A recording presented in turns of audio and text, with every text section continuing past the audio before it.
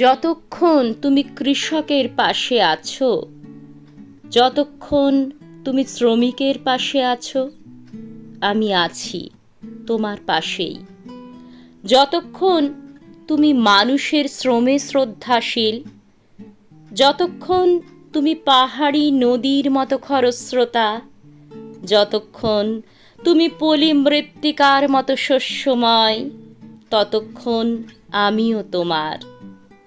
এই যে কৃষক বৃষ্টি জলে ভিজে করছে রচনা সবুজ শস্যের এক শিল্পময় মাঠ, এই যে কৃষক বধূ তার নিপুণ আঙুলে ক্ষিপ্ত দ্রুততায় ভেজা পাট থেকে পৃথক করছে আঁশ, এই যে রাখাল শিশু খর রৌদ্রে আলে বসে সাজাচ্ছে তামাক আর বারবার নিভে যাচ্ছে তার খড়ে বোনা বেনির আগুন।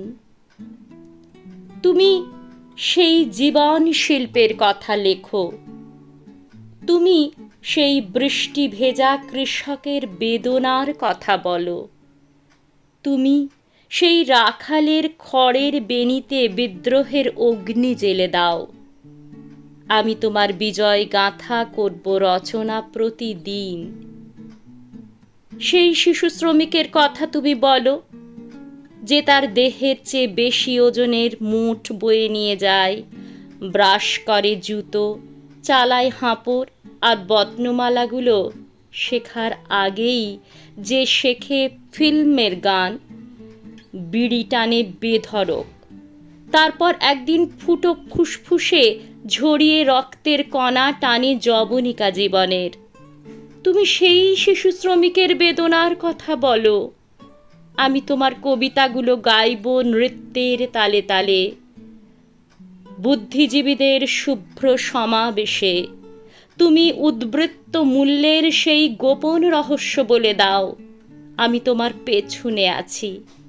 যতক্ষণ তুমি সোনালি ধানের মতো সত্য, যতক্ষণ তুমি চায়ের পাতার মতো ঘ্রাণময়, যতক্ষণ তুমি দৃঢ়পেশী শ্রমিকের মতো প্রতিবাদী, যতক্ষণ তুমি মৃত্তিকার কাছে কৃষকের মতো নতমুখ, ততক্ষণ আমিও তোমার। তুমি রুদ্রকাল বৈশাখের মতো নেমে আসো নগরীর এই পাপমগ্ন প্রাসাদগুলোর বুকে, বজ্র হয়ে ভেঙে পড়ুক তোমার নতুন কাব্যের ছন্দ। শিরস্ত্রাণ পরা শোষকের মাথার উপরে আমি তোমার বিজয় বার্তা করব ঘোষণা জনপদে। তুমি চূর্ণ করো অতি বুদ্ধিজীবীদের সেই বুদ্ধ কৃত্রিম দর্শন আর মেকি শিল্পের প্রলেপে জো আছে আড়াল করে সত্য আর সুন্দরের মুখ।